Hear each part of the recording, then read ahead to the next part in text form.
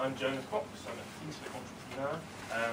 I'm currently working on a project to do with the classical music composition. I'm going to talk about a library that I created for my music collaboration, brequire. And it's about bringing CommonJS to browser. So why do we want this? As you all know, the complexity of client-side is increasing. Web pages and web apps is becoming sort of more and more difficult to sort of handle all the complexity. Node.js has popularized this CommonJS paradigm. It's quite a neat thing. It's a decent way to modularize and organize projects. If we do this, it means that we can run the same libraries on the server and the client, and put there, get modularized, get organized. So, it would be a good thing. My slide. Okay, I'll just scroll down. Okay, this is our problem. We don't have CommonJS browser, so let's make our own.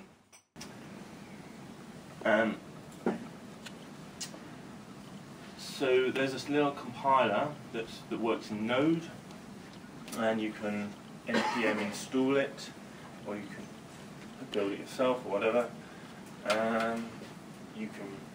It's very straightforward. You require it, you point to the folder of JavaScript files that you want to sort of put onto the client side, and it will search in them, and you can write it out. Here I'm looking at module lib, and writing out everything underneath lib to dist app.js. So that will get all the JavaScript files and bung them all together in dist.app.js with the necessary wrappers. So you can just pop that in a script tag and sort of off you go, really. I'm making a command line utility. It's not ready yet, but it should be pretty straightforward. So I'll just stop there a moment. Like, once you've got all that, it just works. You know, there's not much more I can say than that. It's quite neat. You can require everything, and it's all, you know, it's pretty neat, because it means you can have all your separate files and not worry about global namespace clashes stuff. The next bit is something I've just been working on in the past couple of weeks, and it's an asynchronous version. Because the problem we have with brequire in the client side is that in Node, brequire returns immediately, like it's synchronous.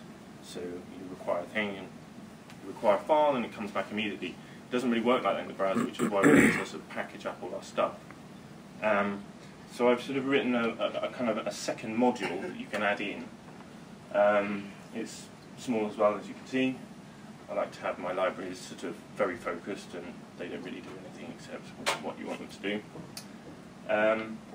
So this is the same thing, but it's asynchronous. So I can require my file, and in the background it will fire off an AJAX request, pull it down, wrap it as per before, and return it, as you can see, as this app. So that's pretty neat, and it works well. Additionally, it uses static analysis, i.e. regex, to pull out any other requires in that file and pull those down in advance as well. So it means that you can actually just asynchronously require one file, it will pull that down and work out all the other dependencies, can be kind of multiple, pull all those down in advance, and then return your app. So it's kind of cool, because you don't need to have any server-side combination step, and it's really good for development, really, because you can just sort of, you don't have to build anything. It just kind of works. There are a couple of caveats with this. One is because it's regex, it's sort of fairly stupid. So if you have programmatic require, so here, that's not a string, that's a variable, it won't pick that out because it wouldn't even know what it was, so I've ignored it. And if you comment outline, it will pick that out, which is probably not what you want. So as long as you take those two small things into account, it's absolutely fine, works really well. But there are two caveats. And if you're worried about the regex speed, it's really fast. As you can see, it took 1 millisecond for the whole jQuery to kind of be regexed, and you wouldn't really bother with doing it for jQuery, I should think. And other notes. So I found it very useful for development environment because I'm not worried at all about the speed or anything, because if you think about it, if you're requiring stuff sort of one after the other, you're going to have to pull that down before you can get its dependencies. So then, I don't know, there might be some lag, I don't know. It should be okay. However, it will work seamlessly with the sort of normal way. So if those modules have already been loaded and defined, then it will see that they're already there and it won't need to do any requests. So you can work sort of with this method in development, and if you encounter any problems of speed and of sort of dependency loading, you can just sort of bundle them up and load them directly beforehand. So that works really well. And for those CoffeeScript lovers, you get Coffee. That single line there will give you CoffeeScript support. So, which is actually incidentally the same line that you would put into your Node Coffee extension, whatever. So yeah, that's it. Sorry if I was too quick.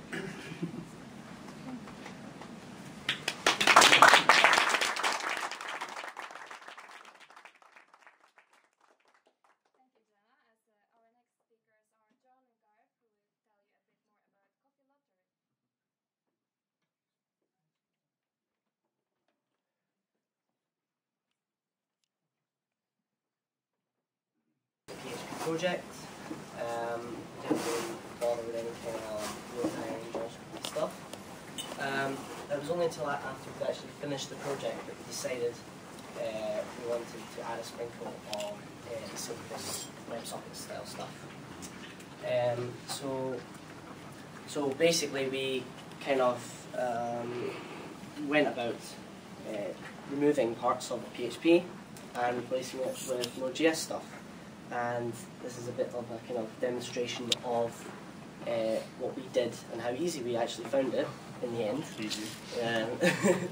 To kind of add Node.js to existing projects that we've already built. So just before we go there, I'll just show you exactly what Coffee Lottery does. Thomas should probably help us by starting something maybe as well, make it more interesting. So first I'm going to log into Twitter, and I'm going to log into my dashboard, and here's a pre-made order. So basically, the whole idea of Coffee Lottery is if you're in an office environment, it's never fun to make coffee for everybody else. So the whole point of Coffee Lottery is to kind of democratize the coffee making process. So normally somebody would log in and they would create a new syndicate, and that syndicate would be the kind of the group of people that this person wants to make coffee for. And then once the people have all been invited, you create a new order.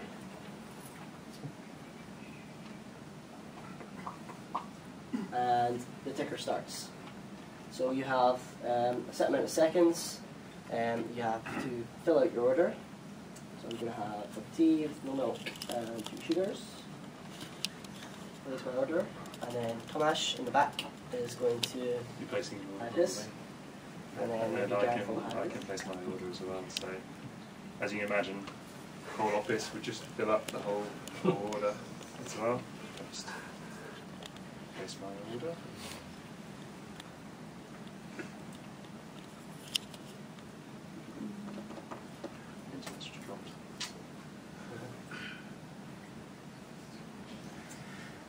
come back to Gary. If I had some internet. So whilst that's counting down, I'm going to give you a quick kind of overview of actually what we've done in the back end to make that work. So we have here our client-side JavaScript, which is written in jQuery.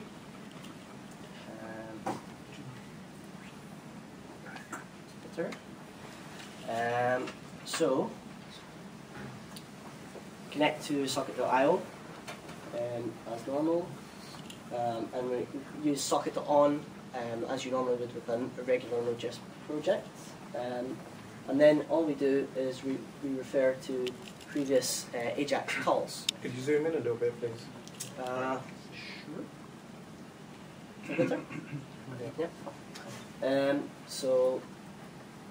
What we're getting here is we're getting the refreshing of the data using AJAX, but we're cutting down on a massive amount of kind of polling by using sockets to initiate the AJAX requests. So here, when a refresh event has been called from the server, we run the show order AJAX request. Yeah, so that's, in terms of socket.io stuff, on the client side, that's pretty much it. On the back end,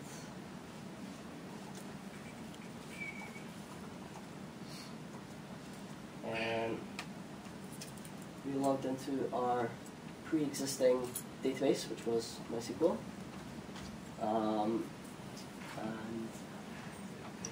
set up our socket.io server.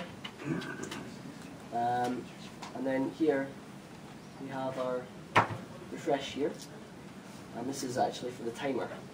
So this gets how much time's left and lets you sync the time with the client periodically to make sure that, like eBay, there's a JavaScript counter, but every so many seconds it syncs with the server to make sure that the counter is still correct. So yeah, that's pretty much server side. So if you have an existing PHP or any other non-asynchronous, non-real-time, pseudo-real-time language, and you want to integrate this, it really is pretty simple to add in like an extra sparkle using sockets. The main kind of problem that we had was configuring pre-existing servers. So in our case, we were using Apache for the back end for the server, and because Apache is essentially a reverse proxy, we had problems trying to connect and communicate from the client side to the server side through the domain. Of course, the easiest way around this is simply just to use the IP, and that gets around that problem. Yeah, that took a bit of figuring out first. So yeah, in total, this probably took us about maybe, I don't know, 5 hours, including figuring out all the reverse proxy stuff and doing some debugging, stripping out code, figuring out what we needed to get rid of and what we didn't. So yeah, we've been pretty happy with just how easy it is to add a little bit of JavaScript sugar to your existing projects. So that's it, really. If you want to try out Coffee Lottery in your own office or something, it's free. You just go to coffeelottery.com. Thank you.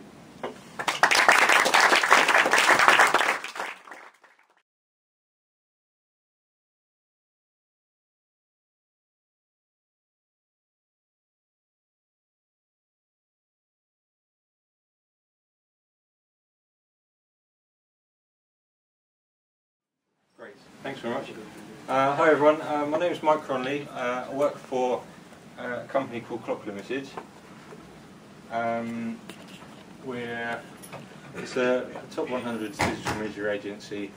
I'm the head of technical services there. I'm going to be talking about some Node projects that we've been working on. Nothing majorly revolutionary in the Node world, but I'm talking about real world projects that we've been doing, some sites for one of our larger clients. The company's been around for quite a while now, about 10 years, and all that time we've been PHP programmers primarily. And then it's about a year ago, Node.js came onto our radar. We started playing with it, started experimenting, and we built a few smaller sites. And then the kind of risky decision, as we'd never done anything with it in much larger scale, was to build these sites. So the first site I'll be talking about is it's called the Eat Out Dining Card site.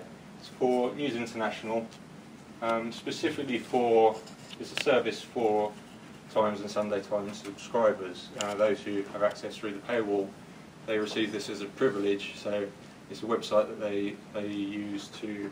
There are offers for restaurants basically, and you can log on the website, and it's really a glorified search engine in a way. So at the moment it's for those for only Sunday Times subscribers, but it will be open to the general public in the new year. So it will be a growing site. At the moment it's still in its early stages. So of course we built the whole front end in Node, and of course there's a corresponding backend CMS which used to manage it. What CMS are you using?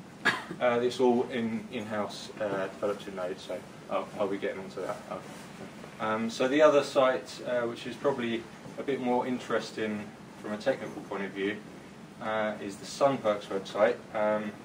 This is a loyalty scheme for the Sun newspaper. Don't know if you've heard of it, but I don't know how many Sun readers are here, but you never know, they pop up in there. It's been a 10-week long campaign, and basically it's a loyalty scheme. So people log onto the website, register, and then they can collect tokens from the Sun newspaper, and then in turn they can redeem those tokens on the website for a range of products. So on the site there's a catalogue of about 150 items they can log on and, like I said, redeem them. So one of the more interesting aspects of this is obviously using they want to retain tight control over their data. So there's very tight API interaction with using systems, Salesforce for example, and the fulfillment agencies. So there's a lot going on behind the scenes as well, which being a PHP house, we've often struggled with that. So it's been quite advantageous having Node, where the scalability side of Node has really helped us out in that respect. If there's a slowdown on the internet or the remote server's not responding, we don't want the number of processes, for example, if PHP is working, to stack up. So Node is very good in that respect. So we went live with this site a few months ago. It was an empty user base when we went live, and we're currently now we've got 300,000 registered users. So the site's been pretty damn popular. Those users have been driven to the site by advertising from using themselves, obviously in the newspaper itself, and TV advertising. There was a small amount of TV advertising, but as any of you who work in a similar sort of vein know, when stuff goes out on TV, you tend to get a massive surge of users to the site, which you get a kind of slashdot effect. So the scalability of Node has helped us with that, and also mail-outs have been mail-out across other news-in offerings, such as their Times Plus user base. So the deployment strategy, working with a client like NewsIn, obviously everything is watertight. So we've been working to a very tightly project managed schedule, very tight sprint commitments and deadlines to meet to. The testing that goes on before deployments, we've been using Espresso for unit testing the sites. One of the things that we're evolving with that is we will be adopting Mocha very soon, which is the next iteration from that, and Selenium with Soda for acceptance testing. Of course, NewsIn were concerned about the site going live initially, so there was, before the very initial deployments, there was a lot of soak testing on their behalf done against the site, which it passed with flying colours, to be honest. And naturally, there's very strict change control in place, so after any deployments happen, in fact changes only happen under deployments which are very carefully monitored. I say that because it means if we deploy something and we want to go and change something, it's, there's a lengthy procedure to go through to follow to get it made, essentially. So the software architecture, from a very broad point of view, is end-to-end JavaScript. That's what we've gone with. We're using JavaScript, jQuery, heavy jQuery on the client side, Node.js only at the application level, and MongoDB for the database. We use quite a lot of MapReduces, for example, written in JavaScript for reporting and whatnot at the MongoDB level. The Node application architecture, the site itself, to answer your question, is an Express application, which we've then built on to build our own CMS. We make very heavy use of Async.js for our flow control, which, if anyone, I don't know what everyone's level is here, but we would really encourage people to really dominate that side of the language if you're just getting into it. It was key to the success, of course. Jade and Stylus are two modules which are also, they go hand in hand with Express, of course, and they've been very interesting for us to work with because we've got a lot of designers on the team who they've really taken to Jade and Stylus. They love the fact that they don't have to work directly with HTML and CSS directly. Jade and Stylus will, of course, abstract it to a certain degree, and they're at the moment, the designers who have touched it, they only actually want to work with Jade and Stylus, so that's something that was very positive that we found came from it. Other modules, for example, we make a lot of use of underscore, formidable for form handling, GM, that's graphics magic, for image manipulation, and Node Mailer. On top of that, we developed a suite of Node modules ourselves. We call them the Python suite. And the idea behind these, I'm not the author of these, I'm not really an expert on them per se, but they are specific Node modules for doing specific tasks. The idea being that when we go ahead and develop future sites, to pick and choose, and they're supposed to be tailored for exactly what they want and completely portable to other projects. So that's all, of course, open source on our GitHub page. There's no one using them at the moment, I will admit. It's only ourselves, but if anyone's interested, they're there to have a look at. And another one is gzip, which we implemented because there was a lacking of gzip compression within Node when we were developing this. I believe it's been added in 0.6 now. So that's a Connect middleware that we developed just to compress any of our static content which is relevant, like JavaScript, CSS, whatnot. So the hosting platform itself, we host it on our own infrastructure. Both these sites, each one is on a single KVM virtual machine on our own private virtual cloud, and they're quad-core CPUs, recent Intel CPUs with 4 GB of RAM. Interestingly enough, for Node itself, 1 GB of RAM would be perfectly adequate for hosting these if Node were on its own, but we've got MongoDB on the same server, so 3 GB for that. And we're hosting on Ubuntu Linux 10.04 operating system, which we've found to be rock solid.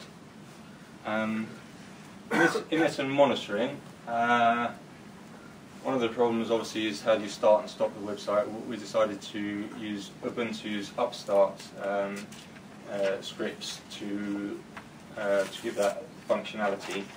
One of the modules I forgot to mention actually is Cluster.js, which is, I know that is now included in Node 0.6, but Cluster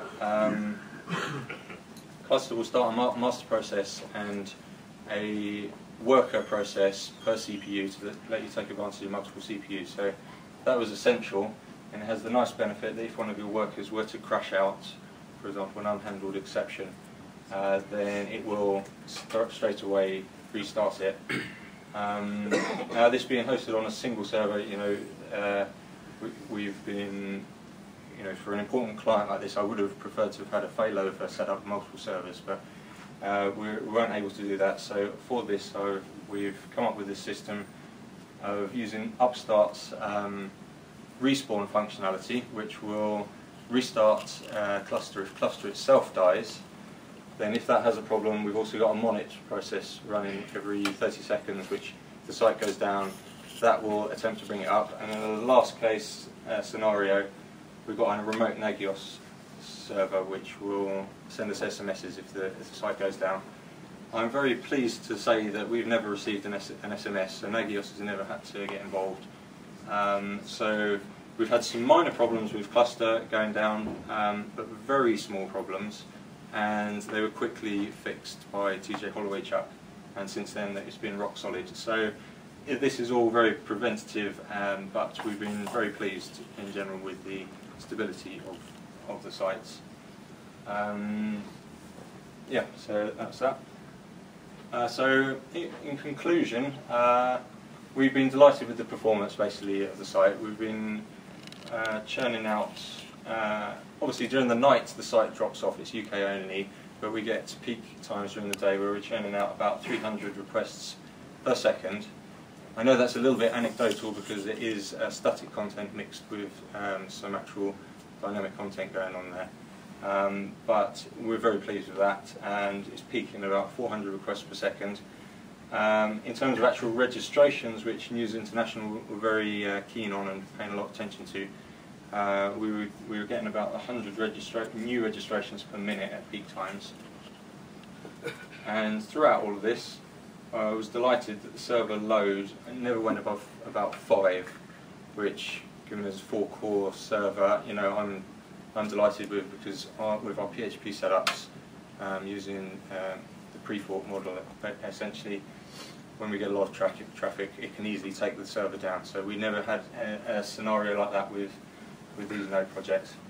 So yeah, the client has been extremely happy, and our company Clock, we've been delighted with it, and we're now looking to move completely to Node in the future. It's really, for us, this is quite a big site, and it's really proved itself. So of course the other bonuses are the designers, like I said before, they work very well with Jade and Stylus, and a couple of points there, like we found it as effective for developing sites as with PHP, even though that there is a learning curve for new developers coming on. They quickly got over that. Everyone's got a bit of JavaScript experience as is. So yeah, so now we're looking into the future for developing more real-time apps, which I'm sure some of the other talkers here are demonstrating, handling tens of thousands of concurrent connections and things like that. So yeah, so I hope you've enjoyed a very brief talk through of what we're doing, and thanks very much for listening.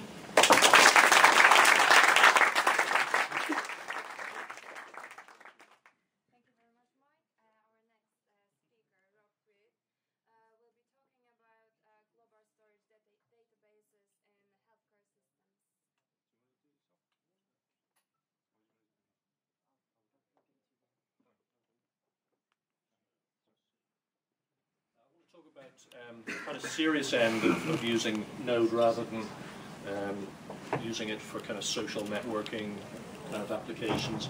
I've been doing a lot of work in the healthcare arena. That's the domain I kind of work in and have done since the early 80s.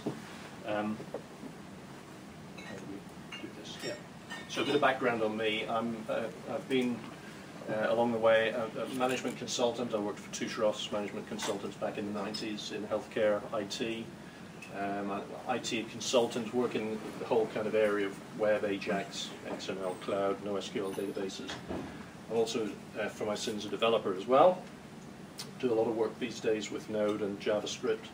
I've got a product called EWD, which is all about web application development for two particular databases. They're called Cache and GTM, and I would guess that probably most of you have never even heard of these databases.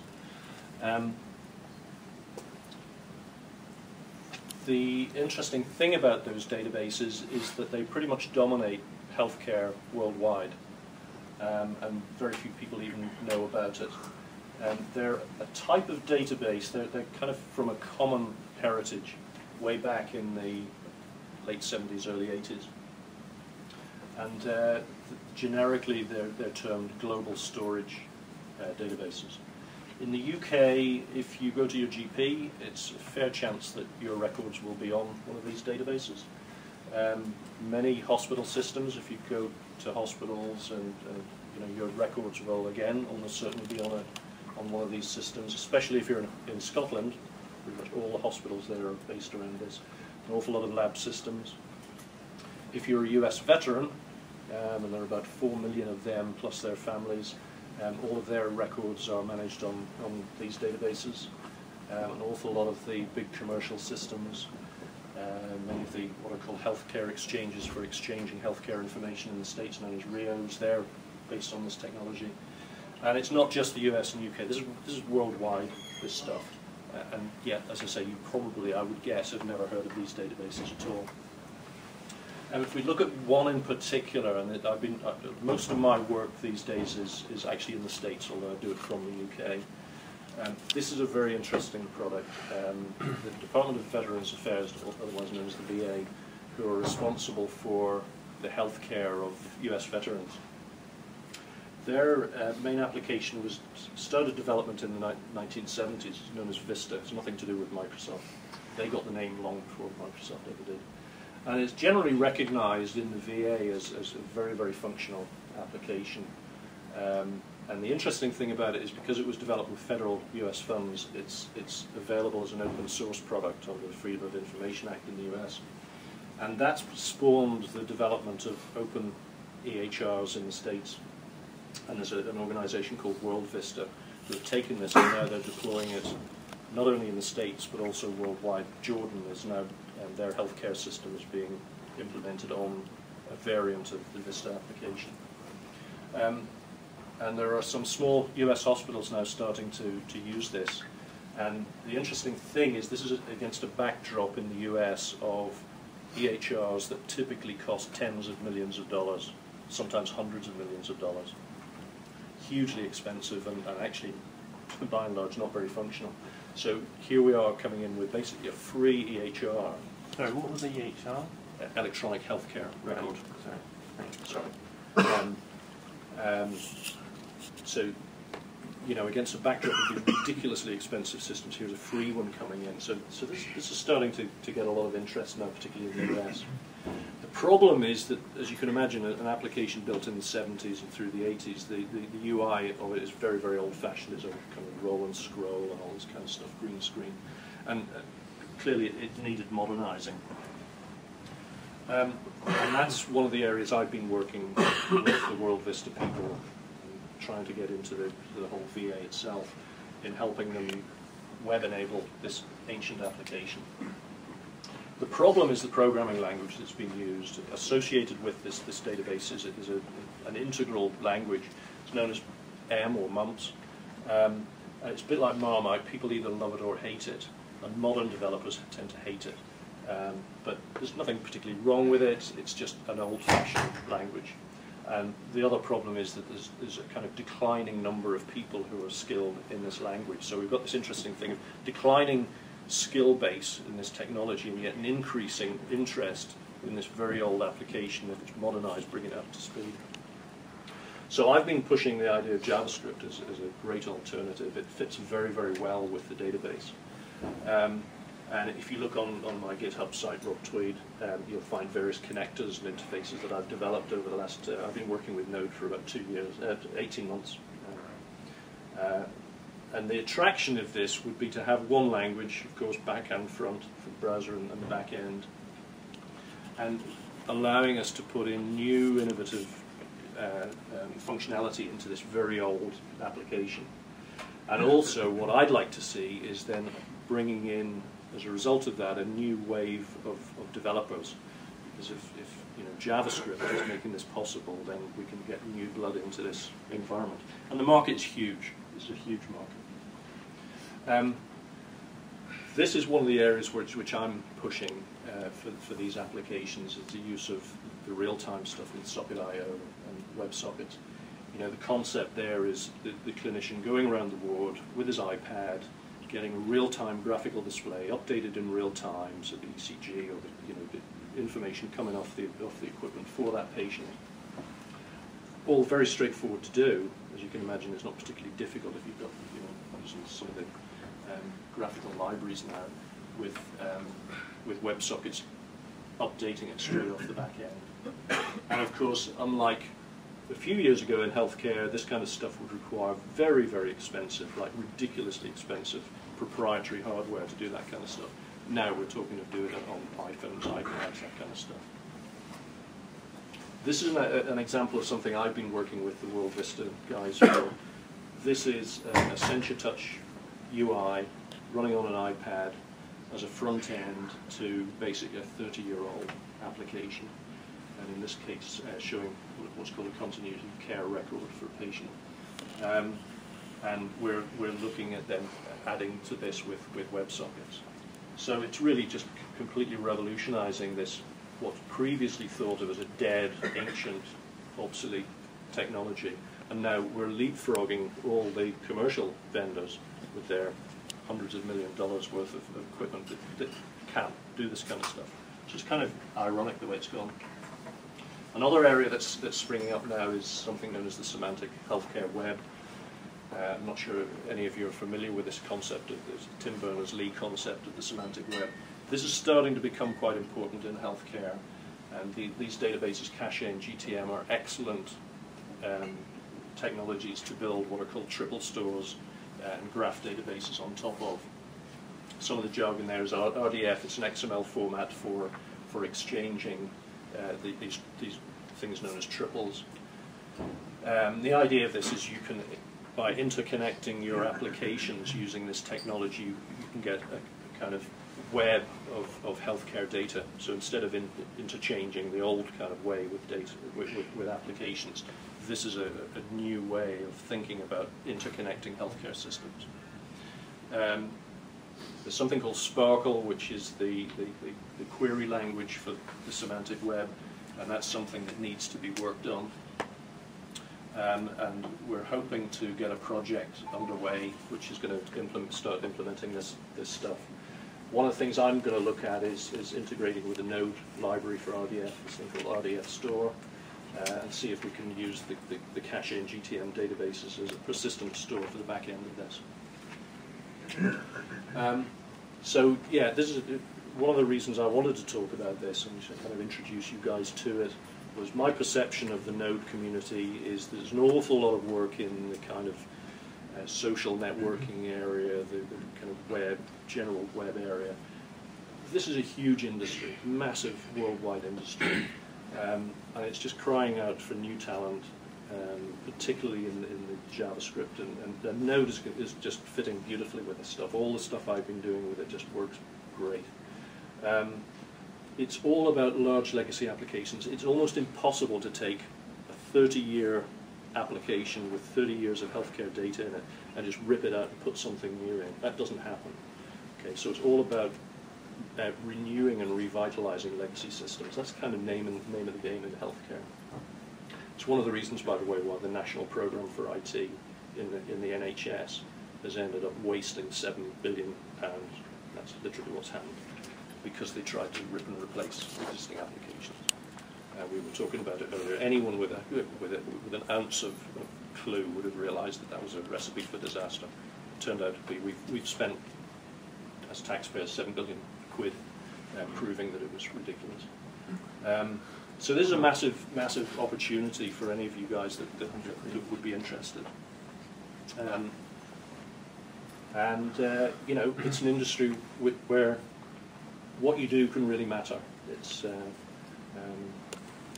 know, I've been in it since the 80s, and It's a great industry to be in. And yeah, JavaScript, this is what I'd like to see as becoming the ideal replacement now within healthcare as the language for these applications. So that's it, really.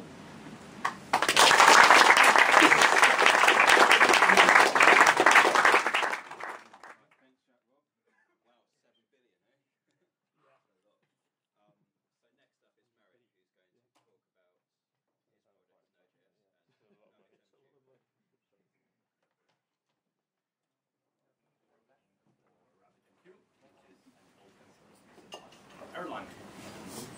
And we are partners here. But we recently did an interesting project called Node.js, which I will speak about. So, first, WebSockets. Who knows? Ring a bell. Who knows what WebSockets are? Okay. Who doesn't know? That's fine. Okay. And now, harder question. Who knows what Comet is? But not Comet as a thing in the sky, but Comet as a technology. Okay, that's it. I found a good audience. So just a very, very quick recap what is about WebSockets, what is Comet. So historically, web was, let's say, synchronous. So browser requested a page, and server replied, would reply, and that's it. So request, reply, boring. And people on top of that tried to build kind of real-time things or push mechanisms. If you open a website, you would like to see, I don't know, that someone wants to chat with you, or that your grandmother went online and you can send an email or chat with her.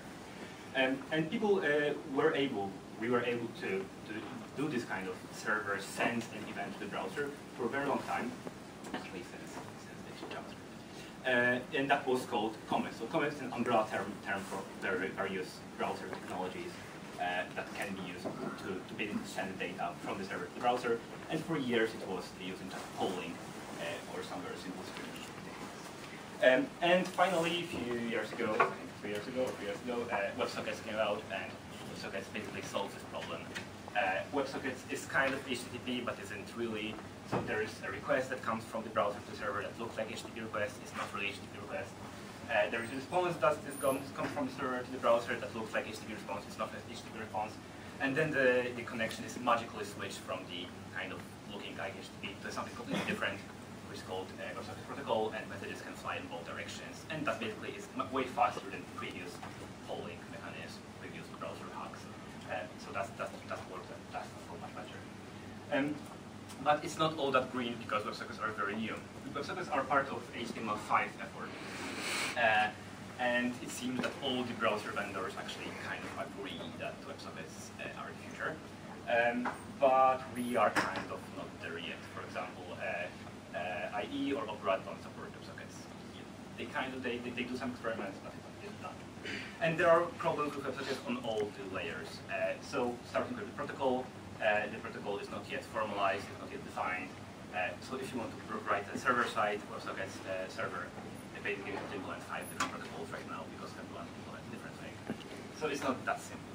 And moving on, you have load balancer in your data center, or I don't know, you use Apache. You can push WebSockets through that. I'm pretty sure it will change, but right now it's quite hard to get WebSockets out of your data center. Then internet, then proxy on the client side, proxies on the client side to WebSockets. And there is a client side, which is browsers, and browsers. Well, if you happen to find a browser that actually does WebSockets, they are different. For example, Firefox and Chrome support proxies differently. So even if you're, for example, like I am, behind a corporate proxy, one browser can work on it's kind of messy. And that's what we are trying to fix with Node.js. So this is basically Socket.io clone. So if you know Socket.io, Node.js is very, very similar. It's just simpler. It's just so much simpler. And we try to provide WebSockets API, or actually API that look like WebSockets on the server side and on the browser side. That means that you can write one code right now, for example, using Node.js, and then basically when WebSockets will be stable, you can just trash Node.js and use native WebSockets. That should just work fine. Node.js, like with Socket.io, is created of browser, JavaScript library that emulates this API, and server-side library that allows you to basically enable Node.js, and basically Node.js claims part of each namespace in response to and they speak to each other using SockJS protocol, which can be using WebSockets if they are working, or some other common fallbacks if they're not working. And with that knowledge, you can take over the world and actually start using WebSockets right now. Build your next web app that will take over the world. So go and conquer the world. Let's take a brief look at the history and actually at the other strengths of SockJS. Historically, it all started with Ajax. People did Ajax polling for years. Then Ajax got better. Then Opera introduced event source, which wasn't supported by other browsers. Then there were tricks for IE, and then there were WebSockets, and then before WebSockets became popular, Ajax was fixed, blah blah blah. But there were three, or probably more, projects that tried. There are some projects that tried to take the pain of dealing with the underlying low-level protocols, low-level browser tricks from you, and basically enable you to use messaging, send and receive messages kind of easier. I think the first attempt to create a project that would make that easy was Orbited. Orbited was from the Python world, I guess, and it wasn't a great success. I mean, it was a decent success for Python developers, but it was way before WebSockets, so it did only a limited job. It was quite hard to use. And then fast forward, Socket.io came about. And Socket.io benefits from two major things. One is WebSockets. Socket.io was great after WebSockets, so they kind of know what the future is going to look like. And actually they can use this very efficient new protocol. Yes. And also Socket.io, of course, benefits from Node. And Node is in a kind of very unique position because previously web was synchronous, and Node now changes the game because you can have asynchronous code inside Node. That is really a new thing. So if you're writing your own whole web app in Node, that would just work fine. But the problem is, what if you are trying to, I don't know, let's say upgrade your previous app in PHP or in Django or in Rails? Well, then you cannot really use Socket.io because you're not using Node. What you could theoretically do, and what people are doing, is you can kind of add another web stack. You can keep your old synchronous HTTP-based web stack as it was before, and add a new one with Node, with Socket.io, with WebSockets, asynchronous, fancy thing, maybe with different load balancer that this time can support WebSockets. But if you have such an architecture, you might need to use cross-domain, and so basically you might need to ship host, basically connect to Socket.io domain from your main web app. Socket.io isn't very good at that. It works fine for Chrome and Firefox, so if you're only experimenting, it will just work. It's good enough. But if you want to support IE and Opera, it's not very efficient because eventually it will try to use different fallbacks because WebSockets aren't available, and it will use the slowest possible fallback, which is just polling, which is really crappy, really slow. So knowing that, when I started doing SockJS, I decided that I want to support cross-domain properly. And there is a very neat, again, HTML5 browser trick called post message, which is an API that allows me to connect, basically to connect to an iframe within pages in a foreign domain. That's really cool. And what that allows SockJS to do, it allows SockJS to use more sophisticated fallback transports that are more efficient than data polling. And practically you will never use, with SockJS you will never use SockJS polling. So SockJS is a bit faster than the cross-domain case. What are the other strengths of SockJS? Oh, one more thing. SockJS doesn't use flash fallback. That's the word. On doing this, flash fallback doesn't work with proxies. So what are the other strengths of SockJS? Well, I mentioned some other fallbacks. If you don't have WebSockets available, you can use this. So SockJS will choose something else that's working, of course, more efficient earlier. SockJS does support cross-domain properly. There isn't any penalty for connecting to cross-domain SockJS, which is really cool. And we try to take care of scalability. So we in SockJS we define how it should be done. Your load balancer still needs to support stick sessions, but we support various few ways of dealing with stick sessions. So basically, it should be quite easy to scale with SockJS behind in your data center behind your load balancer. For example, SockJS scales nicely in Cloud Foundry, the shared hosting thing. It can also work in Heroku, but in Heroku it doesn't scale because Heroku The protocol that goes between server side and browser side is well defined. We have a nice test suite for that. And the whole idea is that the protocol should be reasonably simple, so that writing server side implementation should be reasonably simple. And for example, we have currently few implementations. So you can use Sub.js using Node, you can use Sub.js from Lua, you can use Sub.js from Erlang, and Ruby and Java implementations are in the works. So the idea is that Sub.js should be modular, and you should be able to use Sub.js from any server framework you like. And finally, as I mentioned earlier, Sub.js supports WebSockets API. And it's really important because we know that future will bring WebSockets. WebSockets will eventually will be supported by all the browsers. So basically, if you can start up coding critical programs that work with WebSockets, that will be beneficial for you. And you can use Sub.js for the time being. Sub.js is an open source project, so feel free to contribute. Join our IRC channel, #Sub.js. Join our mailing list. Basically, contribute. Why not? And if you have running computer, you can try demo, which is mod.subjs.org, which is our very, very simple mod-like gaming browser. That's basically it. Thank you very much.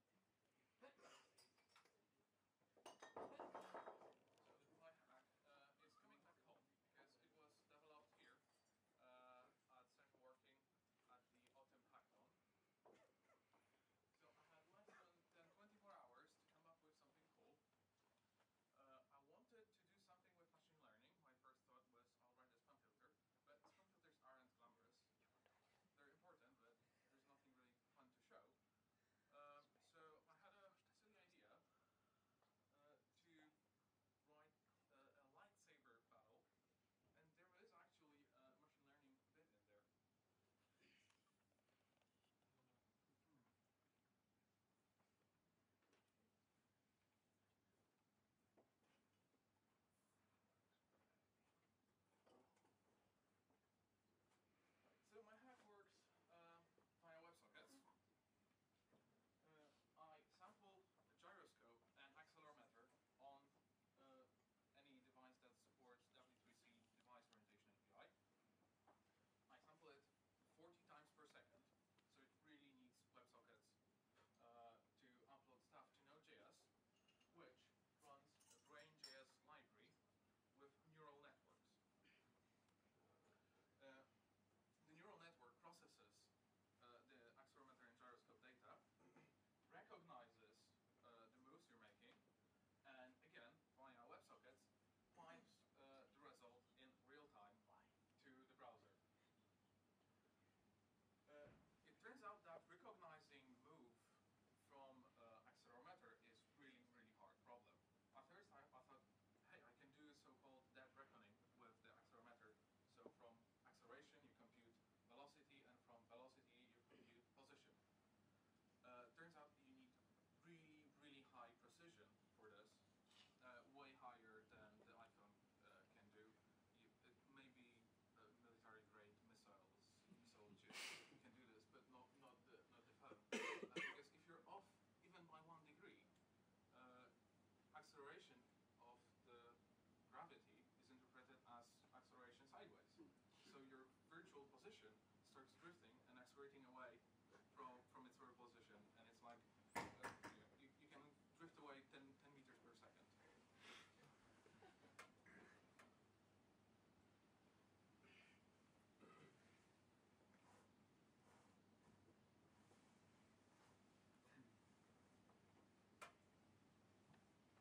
All right.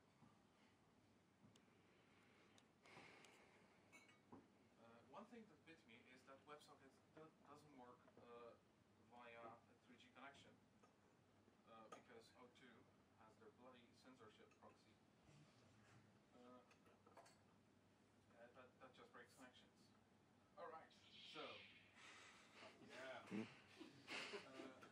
It's not to say you missed the word far away. Far away.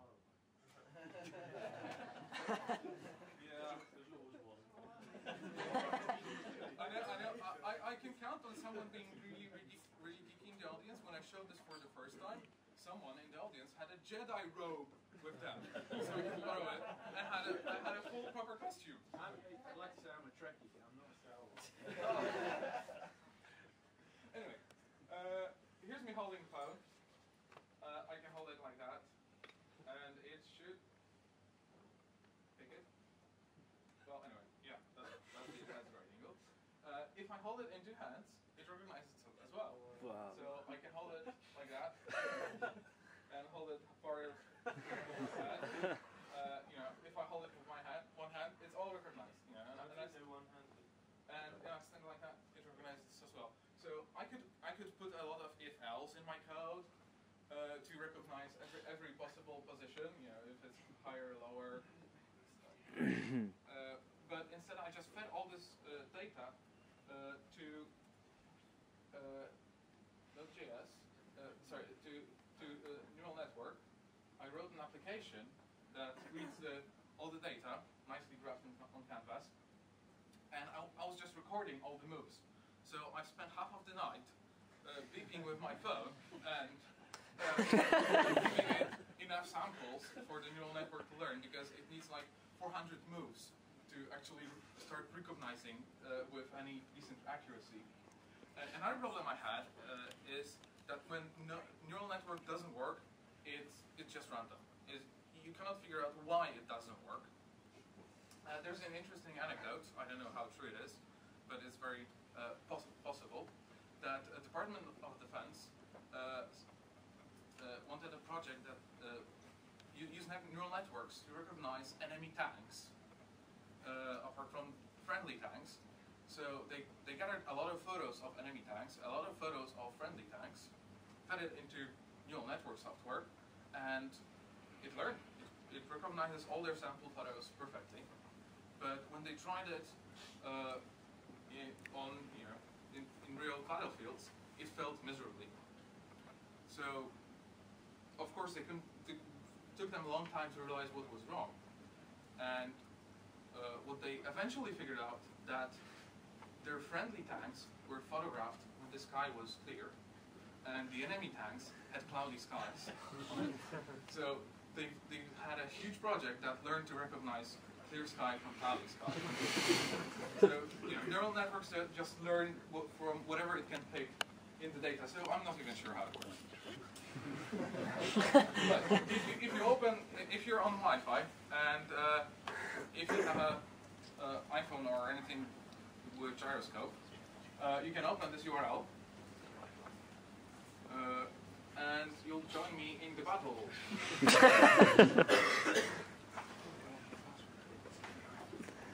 What's the Wi-Fi key here? Can I hold it, please?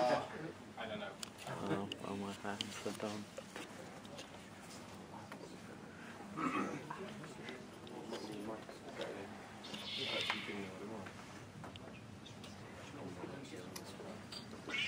Oh, no, that's just refresh the browser.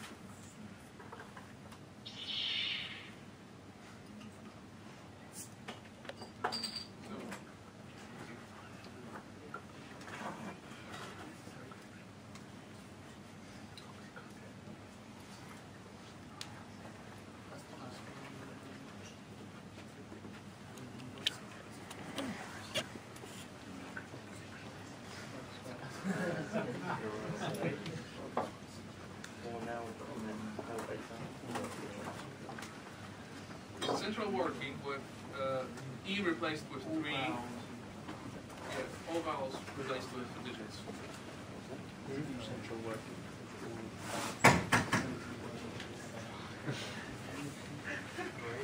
You're going to have like 10 people fighting. Yeah.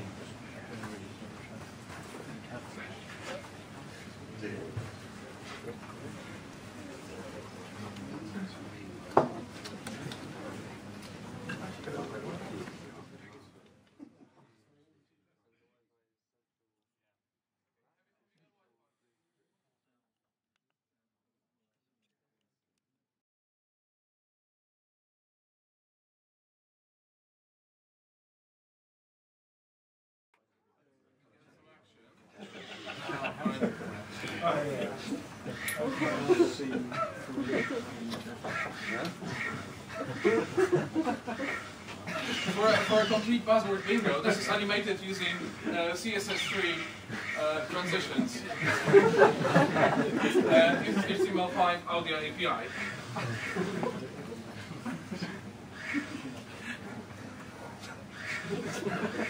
If you're just waving your phone like that, you'll get tired. That's why you're doing this huge drop of sweat. I drew graphics myself. It's fantastic. So I was posing to those pictures. And it supports any number of players. If I just refresh my browser, I'll join as another player.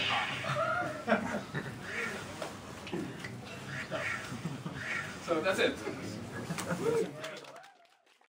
I've actually said most of what I'd say in the introduction already. So yeah, I mean, if you're interested in following what we're working on, at Clock on Twitter, you can see what we're up to, any news and events that we've got going on. Yeah, I don't think. But as I said before, getting used to the asynchronous callback style coding can bog you down and get you some trouble initially. So, but it's once you get your head around it, it's a steep learning curve. Once you get your head around it, it's been plain sailing since then. And like I said, the flow control is very important. Something like Async.js, which we use. There are several others, but I can't remember off the top of my head. Competing ones. But apart from that, the platform, I said that we host on Ubuntu, that has been the same for our PHP stuff, so that hasn't changed. Our servers are all puppeted, and the Puppet side of everything hasn't changed that much really. We've had some small problems because we use a long-term support release of Ubuntu. Node, some of the modules being so cutting edge, we've needed to have newer versions of software for Node, but that hasn't been a huge issue either. But coming from a PHP point of view, it's really it hasn't been a regret in the slightest. And like I said, it's well worth, if you start a new project and you start on Node. Obviously, you need to play with it initially. You will very quickly start reaping the benefits from our point of view.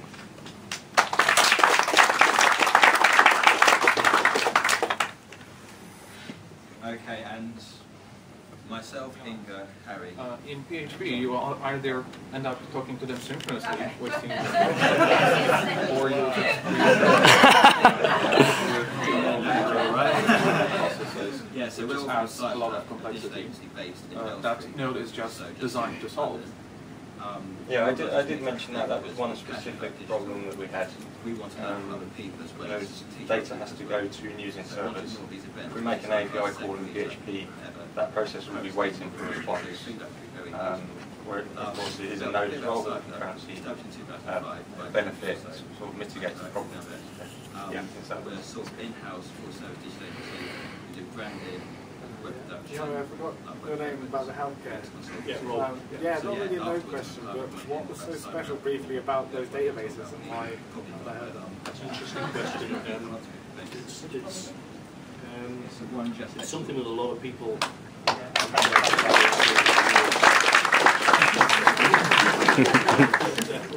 you know, it's kind of interesting thing that the history of trying to replace that technology with something more, you know, mainstream and modern has been doomed to failure so many times.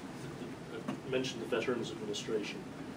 During the 2000s, between 2000 and about 2006, they embarked on a massive rewrite using Oracle and J2EE as the architecture. By 2006, they'd spent $600 million and had pretty much got nowhere. I've got the architect, the diagram from the architect who designed it. It's fantastic. It's great fun actually to look at it. You can see exactly why it never came to fruition. But the current CEO of the VA, a guy called Roger Baker, he then mounted a study to find out, you know, what they should do. And back came the answer that in order to complete what they were doing, it would take them until 2018 and would cost $11 billion. And to replace it completely with a commercial equivalent would be $18 billion. So he's decided actually to turn it now into an open source project, so they're leaving well alone. And this is one of the really interesting areas. I was in Seattle just 2 weeks ago for a meeting from these World Vista people with an organization called Ozera, which is all about managing this open source project on behalf of the VA. The database is, it's, if you think of a sparse multi-dimensional array structure which is persistent, that's the global structure.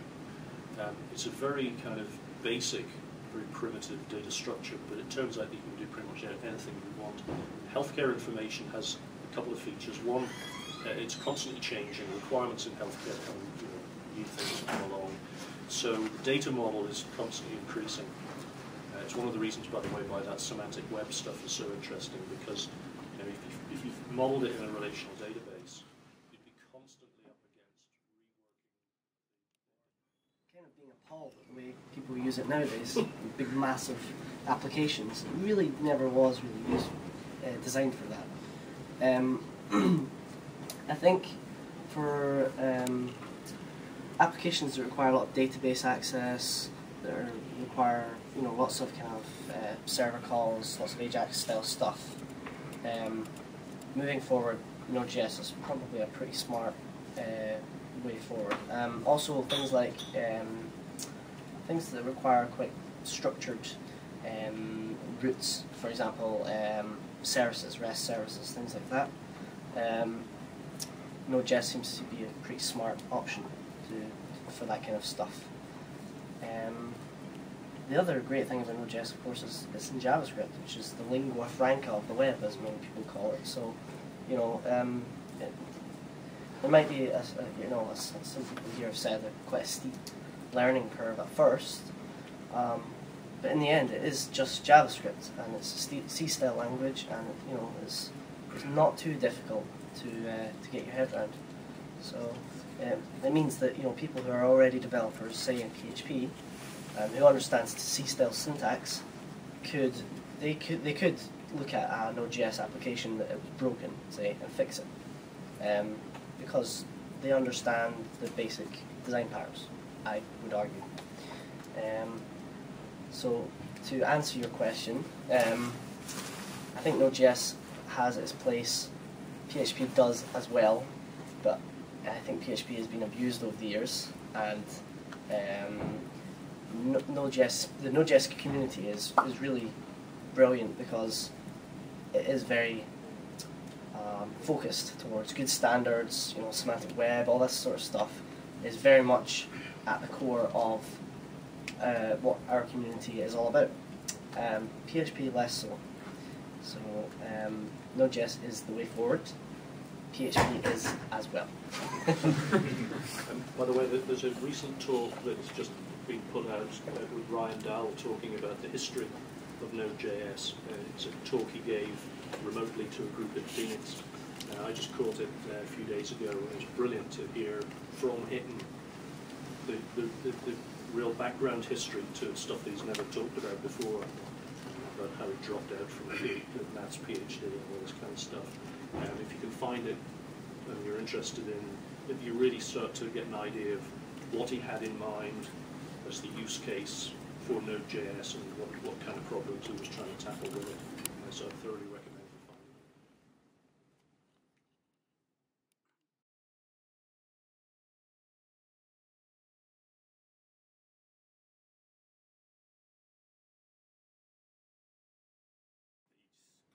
Each session is supposed to be like sort of swappable for any other one. I think that would go against it. A lot of people use Redis to do that sort of thing. Or Rabbit. Or Mongo or MySQL or any data. GTO and cache are great for it. I have a question for Nal. How do you distinguish one-hand grip from the two-hands grip? All right. When you hold phone like that, you make it flat. So when you hold it in one hand, it changes orientation. And I didn't have to program it. I just had to hold my phone like that and teach the network to recognize it. There's a nice edge case. If you hold phone behind your head, the angle is almost the same as if you're holding it down. So there's a very tiny difference between those two positions. You could actually get your application together with a healthcare to check on their arms, if their arms are physical problems with their arms. Yeah. Your talents are wasted.